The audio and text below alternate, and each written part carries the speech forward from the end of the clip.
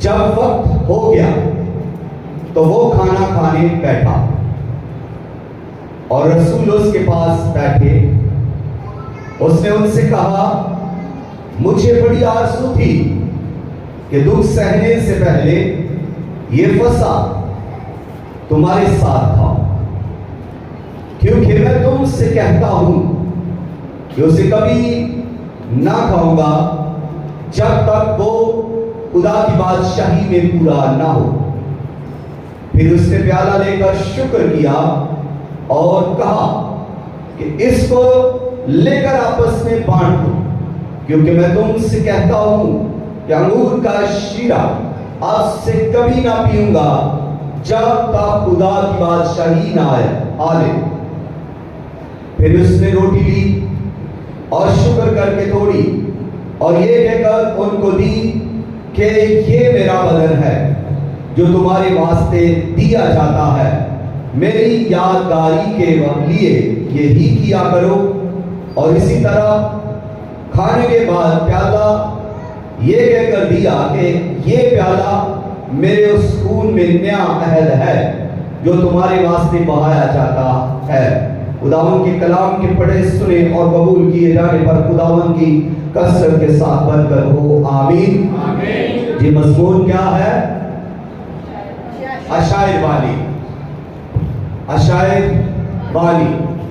تو اس کا لفظی معنی ذرا سمجھتے ہیں۔ عشاء کا مطلب ہے کھانا، روانی کا مطلب استاد، تو استاد کا کھانا، استاد کا کھانا۔ دوسرا اس کو اس طرح کہتے ہیں پاک عشاء، یعنی پاک کھانا۔ پھر اس کو خداوند کی میز بھی کہا جاتا ہے کہ خداوند کی میز میں سے کھانا، اور یہ ایک مسیحیت کے اندر پاک سیکرامنٹ ہے، ایک پاک رسم ہے۔ پھر اس کا مفہوم اگر ہم دیکھیں تو اس کا مفہوم، اس کی وضاحت، افادیت کیا ہے، اس کی افادیت، اس کی اہمیت، اس کی وضاحت اور اس کا مفہوم یہ ہے کہ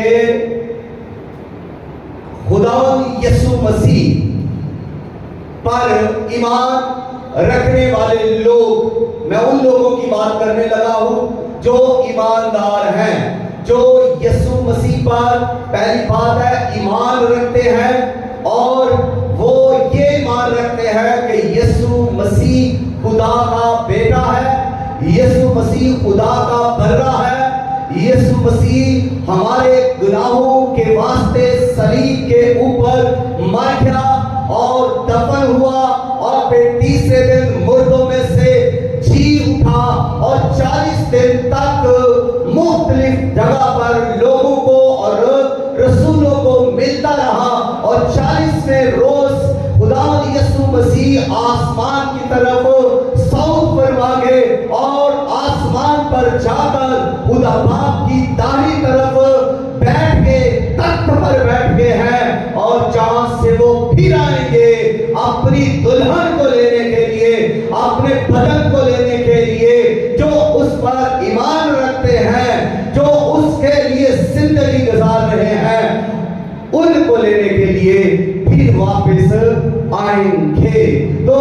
یہ سارا جو کچھ بھی میں نے بولا ہے، جو کوئی بھی اس پر ایمان رکھتا ہے، وہ شخص اس کے مفہوم اور افادیت اور وضاحت کو جانتا ہے اور اس پر ایمان رکھتا ہے، اور جو کوئی اس پر ایمان رکھتا ہے صرف وہی عشائر بانی لے سکتا ہے۔ کوئی بے ایمان شخص، کوئی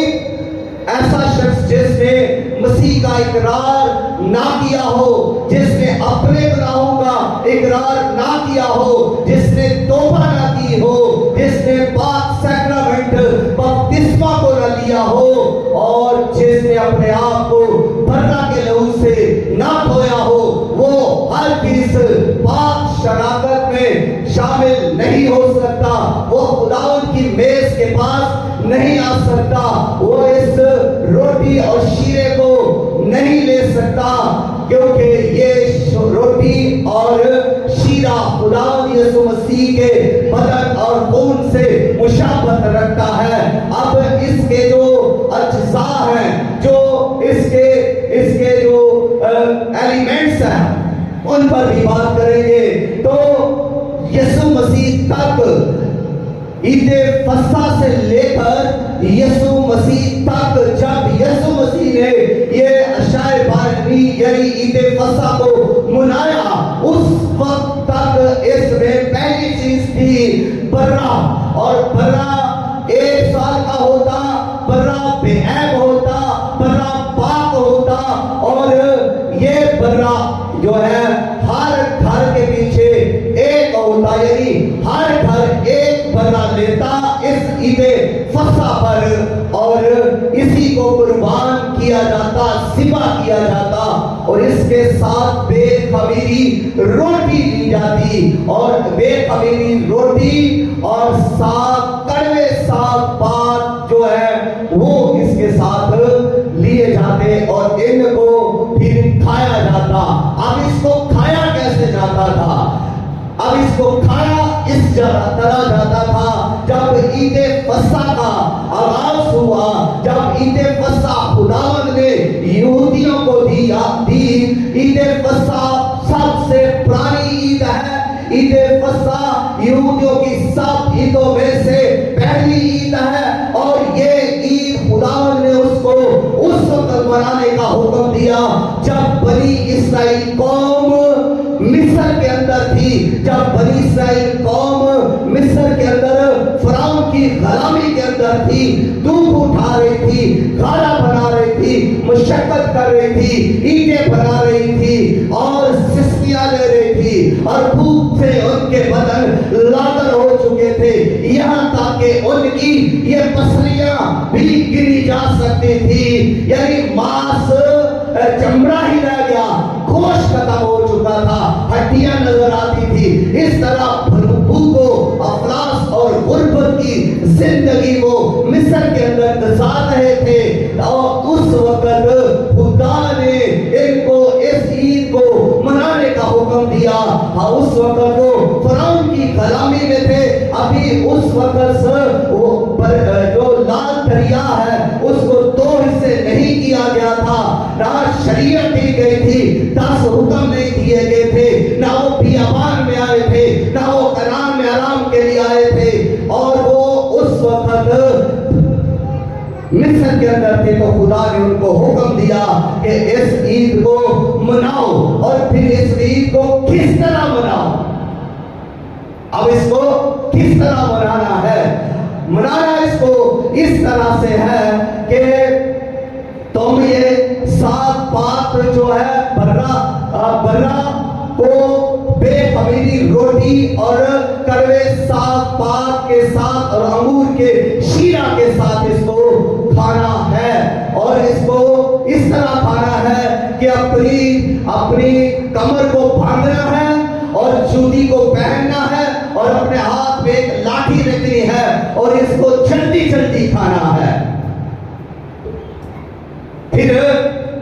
इसको मनाने का ये हुक्म है कि जब तुम बर्रा लोगे तो बर्रा को ज़िबा करना, ज़िबा करके उसके खून को एक प्याले में जमा करना, और उस खून को अपने घर की बाहर वाली चौखट पर, दरवाजे पर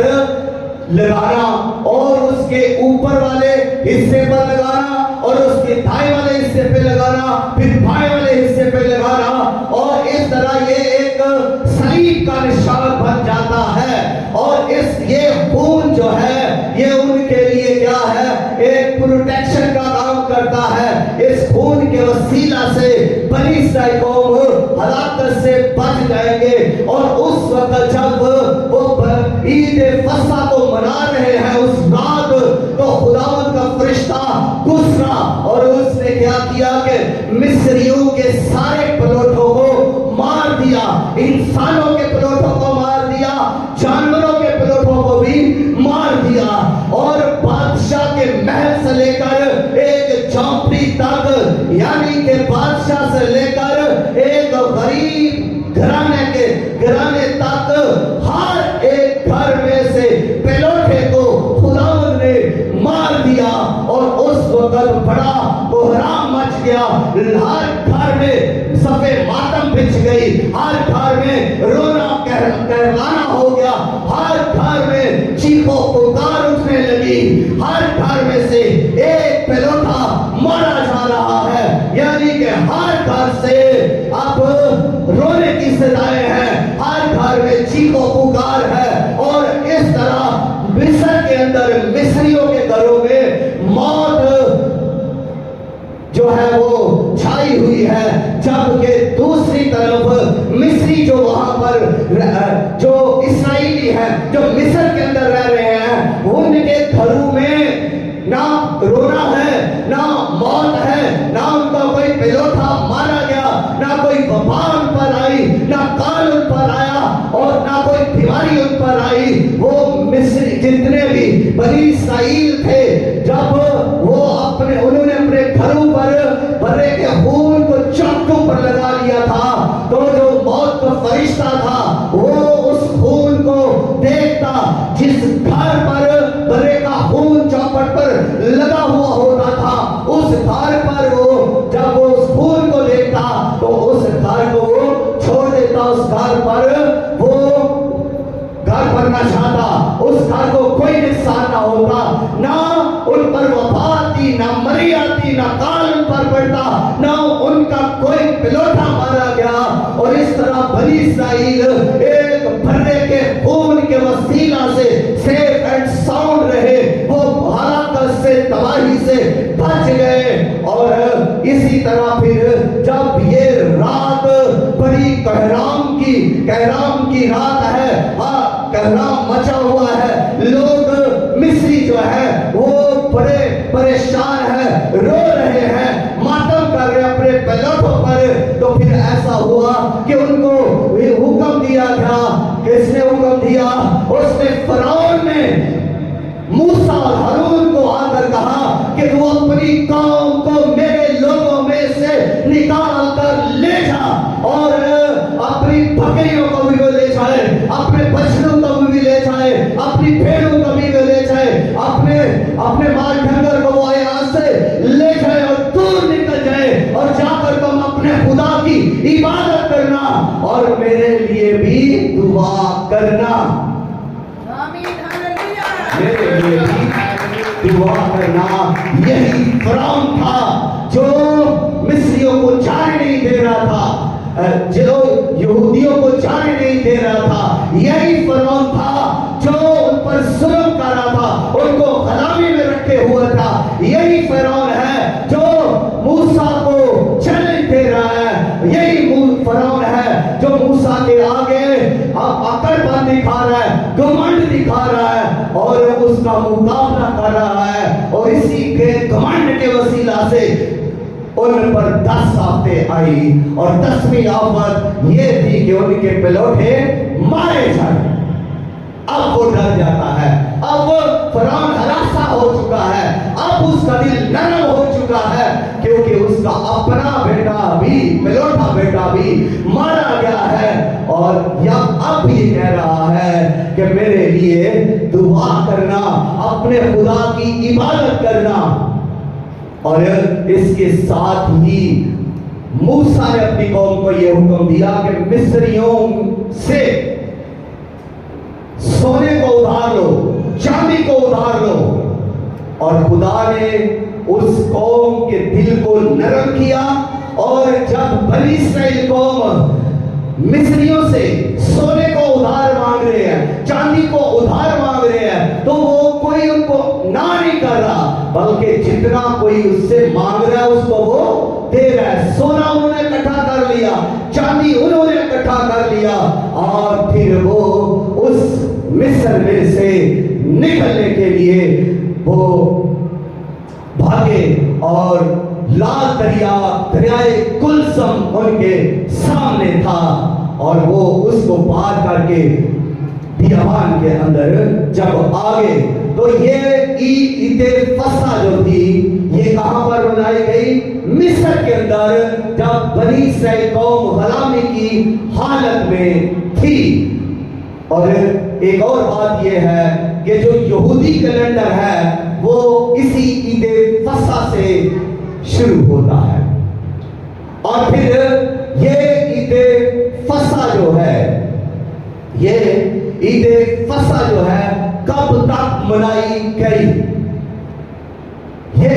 عید فصح پہلی بار مصر کے اندر منائی گئی جب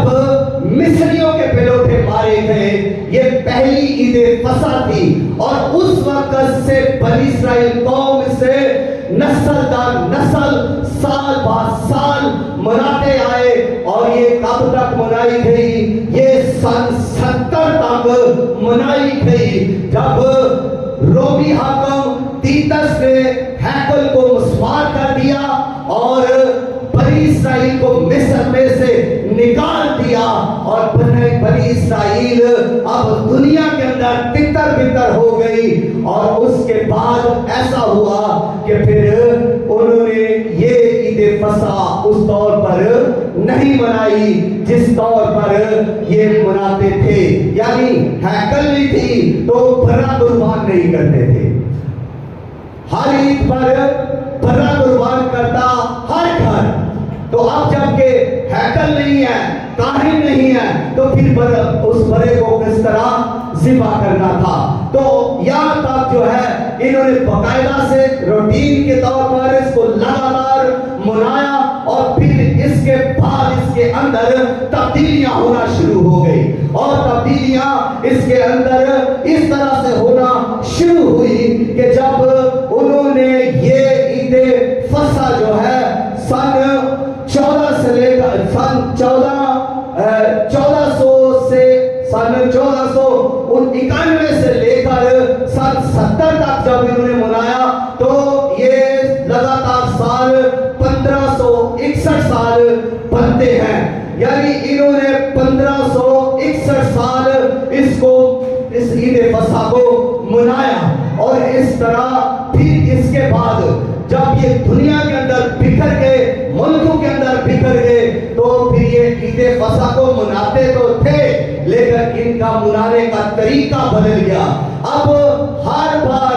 نئے طریقے ان کی زندگی میں آگے، اور انہوں نے اس کا جو پہلا طریقہ استعمال کیا وہ یہ تھا کہ یہ بھرنے کی بجائے بے خمیری روٹی کا استعمال کرنے لگے، اور اب یہ بے خمیری روٹی کا استعمال اس طرح سے کرنے لگے کیونکہ برا ہیکل نہیں ہے، اس لیے اب برا کو قربان نہیں کریں گے، اور برا کو چھوڑ کر انہوں نے بے خمیری روٹی لے لی، اور اس کے ساتھ انہوں نے کڑوے صافات لیے، اور پھر انگور کا شیرہ لیا، اور اسی کے ساتھ اس کو وہ کھاتے۔ اب روٹی جو بے خمیری ہے اس کو دیکھیں کھیل کے طور پر انہوں نے پیش کر لیا کہ اب ایک تھیلی وہ کپڑے کی بناتے اور اس میں 3 خانے رکھتے، اور 3 خانوں میں 3 روٹیاں ایک ایک رکھتے، اور جو درمیان کا خانہ ہوتا اس میں سے ایک روٹی وہ لیتے، آدھی وہ سارا خاندان بانٹ لیتا، اور آدھی کو وہ جو گھر کا سربراہ ہوتا وہ اپنے کسی گھر کے کونے میں چھپا دیتا، اور پھر جو گھر کا بڑا بیٹا ہوتا جو پلوٹا ہوتا اس کو کہتا کہ یہ اپنے گھر کے بچوں کو کہتا کہ اس کو ڈھونڈ کر لاؤ، اور جو کوئی بھی اس کو ڈھونڈ کر لاتا بچہ اس کو پھر انعام دیا جاتا۔ اس طور سے یہ عید فصح کو منانے لگے، اور پھر اس کے بعد ایک اور طریقہ انہوں نے یہ ایجاد کیا کہ اب مصر بے خمیری روٹی کے ساتھ پاک اور انگور کا شیرہ بھی انہوں نے شامل کیا، اور پھر اس کے ساتھ ایک اور چیز ابلا ہوا انڈا بھی اس کے اندر رکھ دیا۔ ابلا ہوا انڈا جب اس میں شامل کر لیا، اور پھر سیب کی میٹھی چٹنی یعنی اس کا پیسٹ بھی اس کے ساتھ ایڈ کر لیا۔ اب یہ کتنے اس کے جزا ہو گئے؟ پہلے کتنے تھے اور اب کتنے ہیں؟ پہلے جو خمیری روٹی تھی اور 7 پات کڑوے 7 پات تھے اور اس کے ساتھ انگور کا شیرہ تھا. لیکن اس کے ساتھ اب جب بنا رہے ہیں تو اب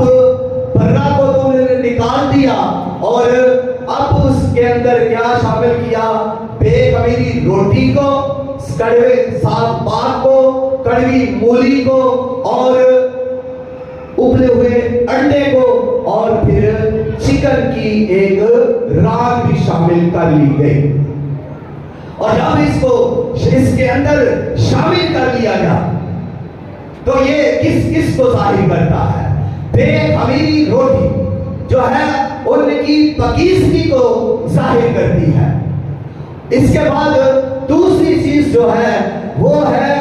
انڈا. اور انڈا اور سیب کی جو پیسٹ انہوں نے بنائی یہ ان کے مصر کے اندر آرام اور چین اور سکھ کو جو ہے وہ پیش کر رہی ہے. اور اس کے ساتھ جو کڑوے 7 پات اور کڑوی مولی ہے وہ مصر کے دکھوں کو ظاہر کر رہی ہے. اور اس کے بعد جو چکن کی ران ہے وہ اس نے کیا کیا کہ بھرا کی جگہ لے لی کیونکہ اب وہ بھرا کو ذبح نہیں کر رہے. اور انگور کا رس جو ہے جو اس کا شیرہ ہے انگور کا تو وہ بطور مشروب اس کے ساتھ استعمال کرنے لگے. یعنی اب یہ 5 چیزیں ہو گئی. اور اس کو جب وہ ضیافت میں لاتے یہودی لوگ عید فصح پر تو اب اس کے ساتھ 1 پیالہ بھی رکھتے بلکہ 4 پیالے اس کے ساتھ وہ رکھتے تھے. جو پہلا پیالہ ہوتا وہ مخلصی کا پیالہ، دوسرا برکت کا پیالہ، تیسرا نجات کا پیالہ اور چوتھا تعریف کا پیالہ رکھتے.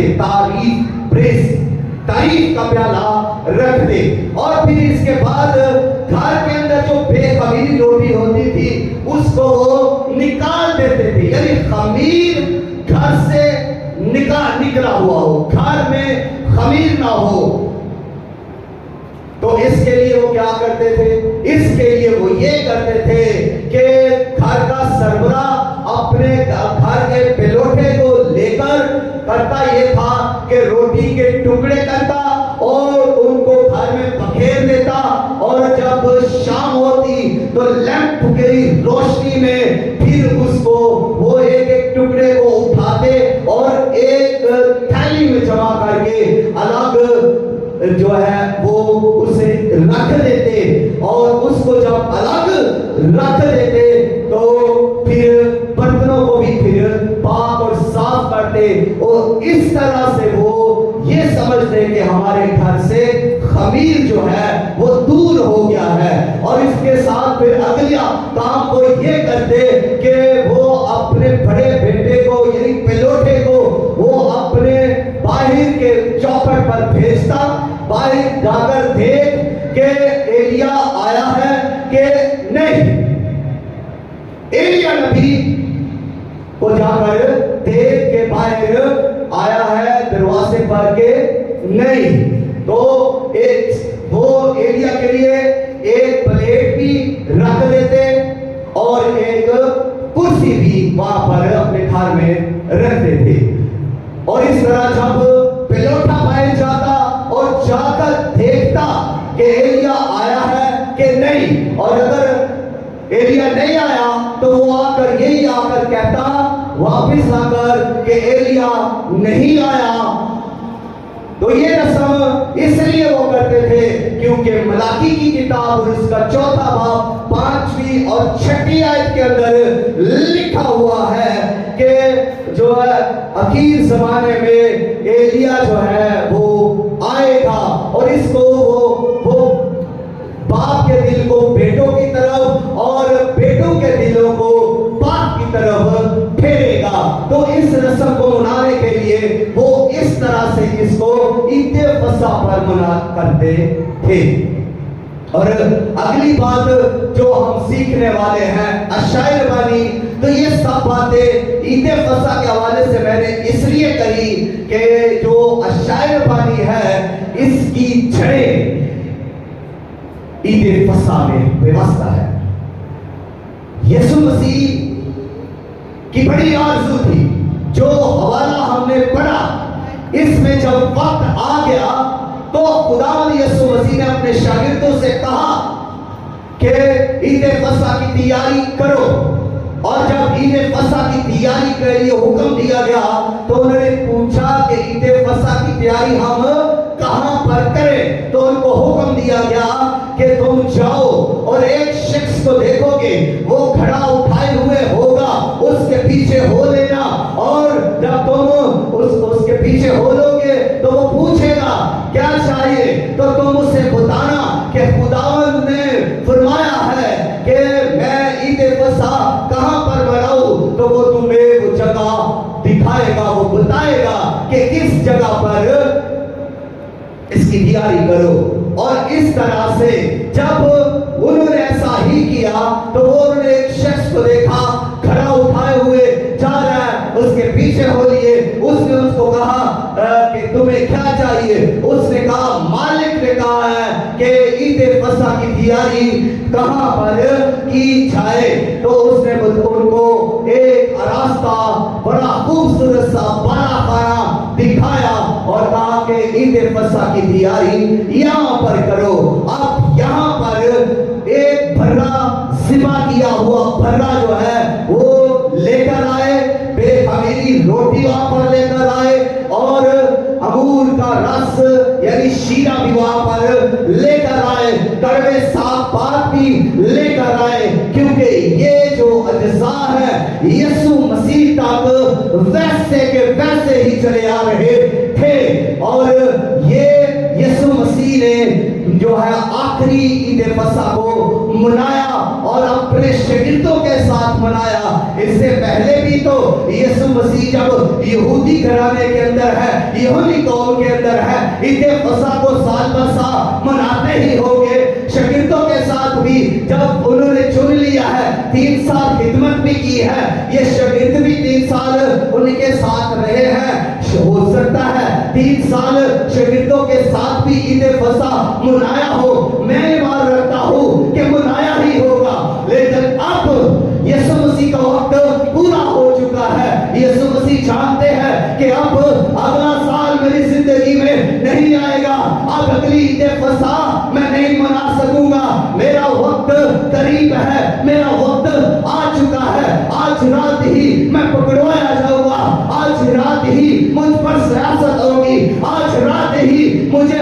दुश्मनों के हवाले कर दिया जाएगा, आज रात ही मुझे मारा जाएगा, मुझे अदालतों में लिए घसीटा जाएगा, मुझ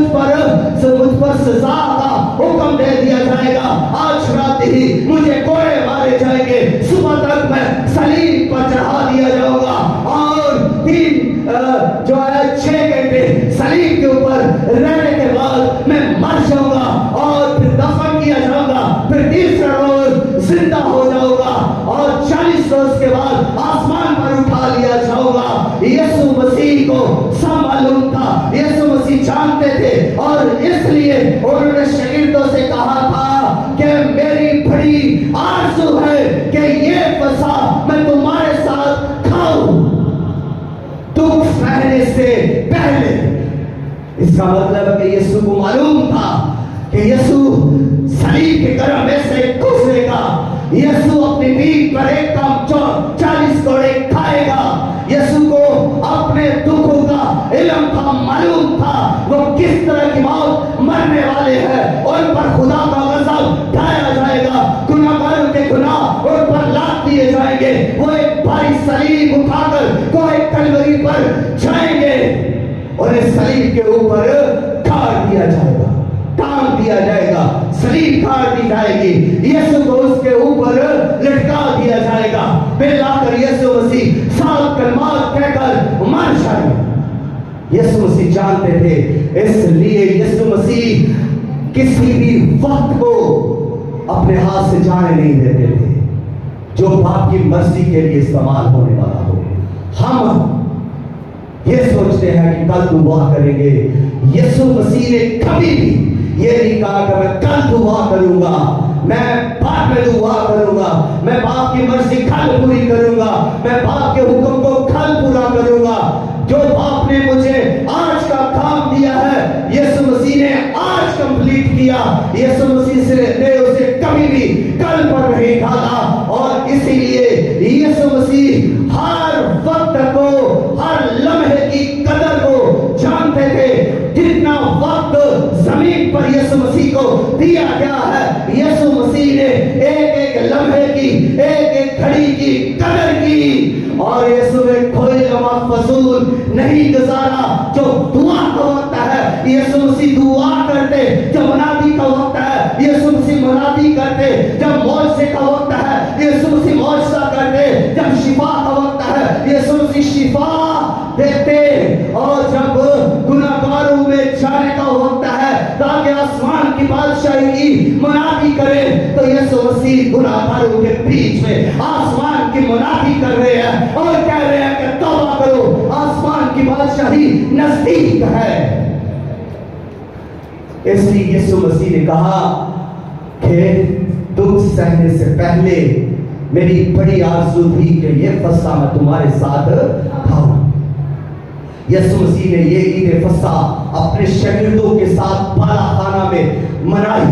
اور اب یہاں سے ہی یسوع مسیح نے جب اپنے شاگردوں کے ساتھ بیٹھے ہوئے ہیں، یسوع مسیح اٹھے، یسوع مسیح نے اپنے شاگردوں کو پاؤں کو دھونا شروع کر دیا، یسوع مسیح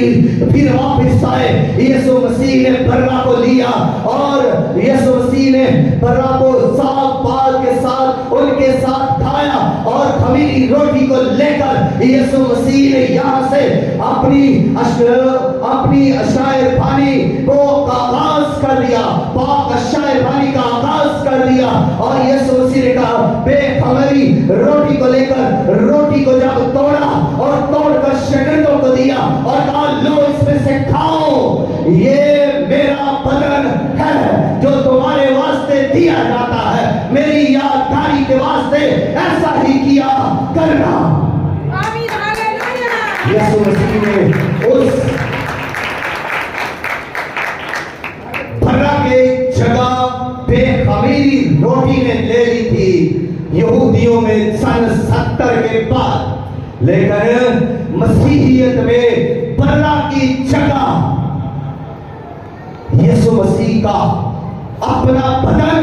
اور اپنا خون جو ہے اس نے جگہ لے لی، اور اسی طرح اس نے وہ انگور کے شیرے کا پیالہ لے کر بھی شاگردوں کو دیا، شکر کر کے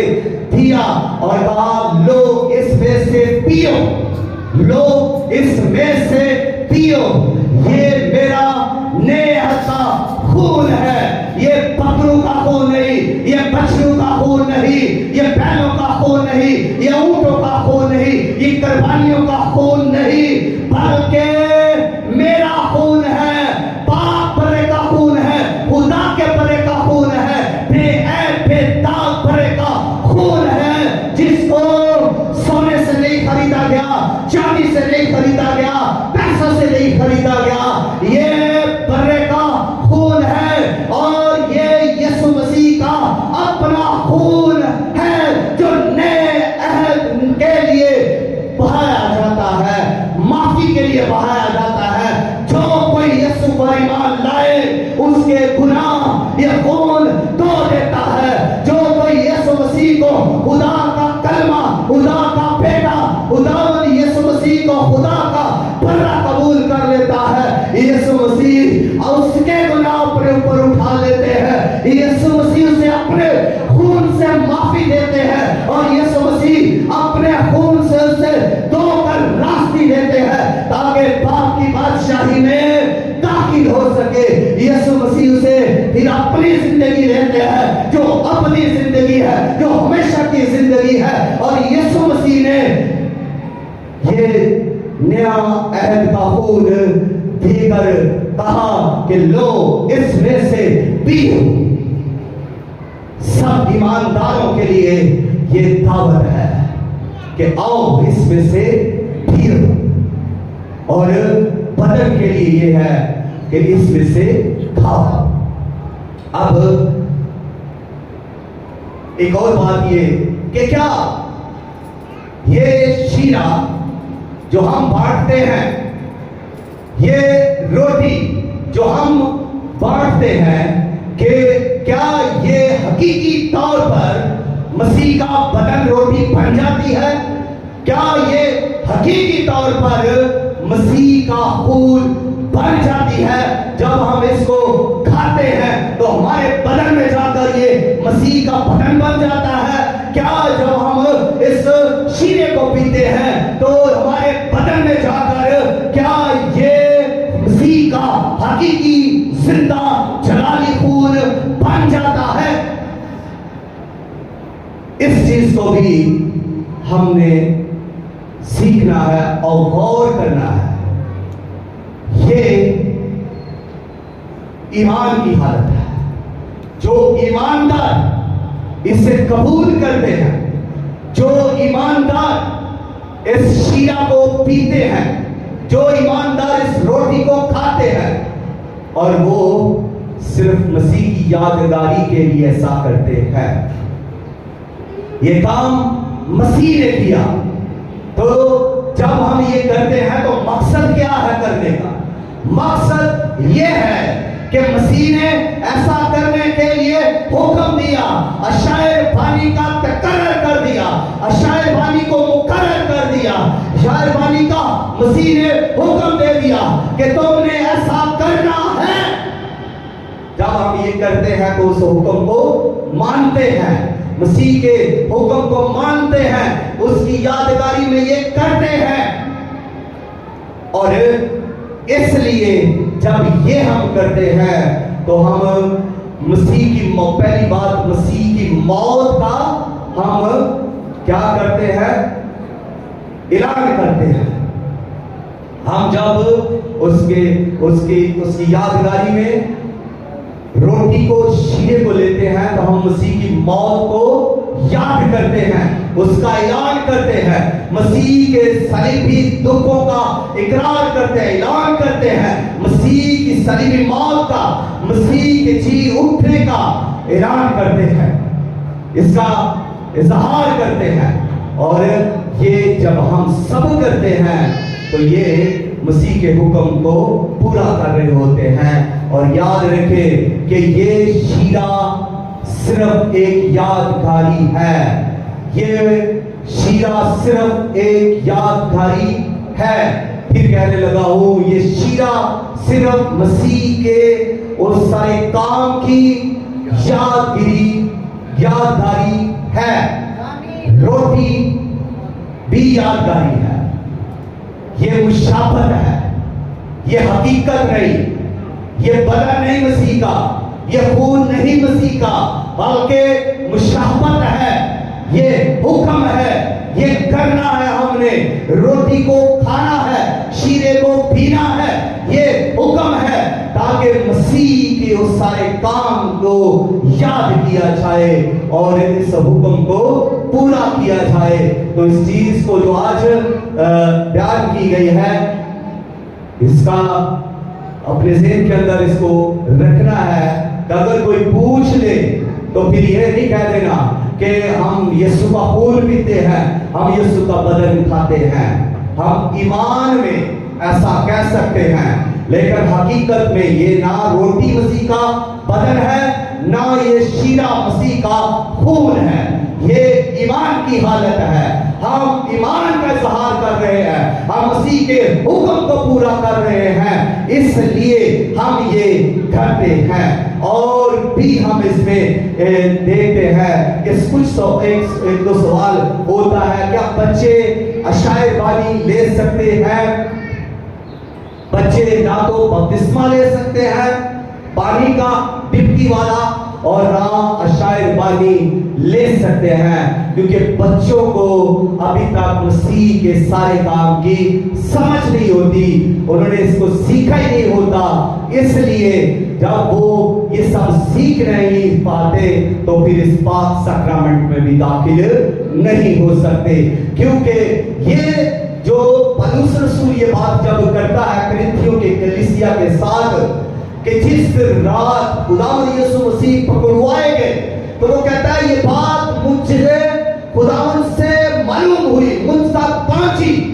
मैंने जानी। तो इमेजिन कीजिए, थोड़ा ध्यान लगाइए, क्या मसीह पौलुस ने इस रसूलों से मुलाकात नहीं की थी? तब्दील होने के बाद वो रसूलों के साथ मिला, वो पतरस के साथ मिला, वो यूहन्ना के साथ उसने मुलाकात की, वो दीगर शागिर्दों के साथ उसने मुलाकात की। उसने मसीह के बारे में पूछा, मसीह कैसे थे, उनके बाल कैसे थे, उनकी आंखें कैसी थी, उनका कद कैसा था, जिसामत कैसी थी, वो काम कैसे करते थे, वो बात कैसे करते थे, उनका उठना बैठना चलना फिरना कैसे था, वो रोटी कैसे तोड़ते थे, वो बरकत कैसे देते थे, वो मौज से कैसे करते थे, ये सब बातें वो करता था उनके साथ। पौलुस रसूल हमारी तरह नहीं कि किसी के साथ मिलने के लिए और सारे जमाने की बातें चुगलियां करके आगे मसीह की कोई बात ही ना की। हमें भी मसीह की बातें करनी है। पौलुस ने रसूलों के साथ जब मुलाकात की, तो मैं इस ईमान रखता हूँ कि उसने भी किसी लम्हा को जाया नहीं किया, उसने भी किसी भी घड़ी को जाया नहीं किया कि वो मसीह को जानना चाहता था, वो मसीह के बारे में मालूमात को इकट्ठा करना चाहता था। और अब वो यहाँ पर वो किसी का नाम नहीं लेता, रसूलों का या किसी और शख्स का, क्योंकि मालूमात तो वहां से भी उसने ली, लेकिन वो ये चाहता है, जब वो ये बयान कर रहा है कि ये बात मुझे खुदावंद से पहुंची, तो मतलब कि जब खुदावंद यीशु मसीह ने उसको ये बताया, तो वो इसको अफजलियत देता है, इसको अहमियत देता है कि यीशु ने उसे बताया है, यीशु ने उससे बात की है, यीशु ने इस भेद को उस पर खोला है, वो यीशु मसीह को जलाल दे रहा है कि धनक यीशु मसीह ने उसको ये सब जो ईद फसह पर उस रात हुआ बताया, तो वो यीशु का इनाम ले रहा है करंथस की कलीसिया को बताते हुए। और फिर ये इसके लिए एक और उम्दा और ईमान बख्श बात है, जब वो ये बात कर रहा है, तो फिर इसको वो अहमियत देते हुए वो ये भी कह रहा है कि जो कोई नाम नासिब तौर पर इसको लेता है, जो नाम नासिब तौर पर, जो इसको जानता नहीं, जिसके बारे में जो तालीम नहीं पाता, जो रोटी को समझता ही नहीं है कि इसका म्यार क्या है, जो रोटी को तोड़ने वाला है, इसकी मशाबत क्या है, इसके पीछे सैक्रामेंट क्या है, इसके पीछे सारा वो हुक्म क्या है, जब वो जानता ही नहीं, तो वो इस रोटी को कैसे तोड़ सकता है, कैसे इस रोटी को खा सकता है। और जब वो उस शीरे के सारे प्रोसेस को जानता ही नहीं है जो मसीह ने किया, तो वो शख्स कैसे इस शीरे को पी सकता है। इसको लेने से पहले गहरी स्टडी करनी है, गहरे तौर पर जानना है कि ये दर हकीकत अशायर वानी है क्या, इसका मकसद क्या है, इसको कैसे लेना है, और इसको कोई शख्स नापाकी की हालत में नहीं ले सकता। पिछले महीने से इसी महीने से यही मैं कह रहा हूं कि जिस रोज आपने अशायर वाली ले ली है, रोजा रखना है, तो ये थोड़े वक्त के लिए रोजा है, तो इससे भी आपकी तैयारी होगी। हो सकता है आपने रोजा रखा हो, आपने दुआ की हो, आपने अपने आप को इसके लिए तैयार किया हो कि आज मैंने अशायर वानी लेनी है, आज मैंने इस बात सैक्रामेंट में शामिल होना है, तो फिर इसकी अहमियत भी जानना बहुत जरूरी है। ये सारी डिटेल इसलिए मैंने आपको बताई कि एक एक पॉइंट को आपके साथ खोलकर आपको सिखा दिया जाए, ताकि आप कहीं पर मिस ना हो और बरकत लेने की बजाय कहीं आप लानत ना ले लें, बरकत लेने की बजाय, तंदुरुस्ती लेने की बजाय आप बीमार ना पड़ जाए, जिंदगी लेने की बजाय आप हलाक ना हो जाए। क्योंकि बाइबल बयान कर रही है कि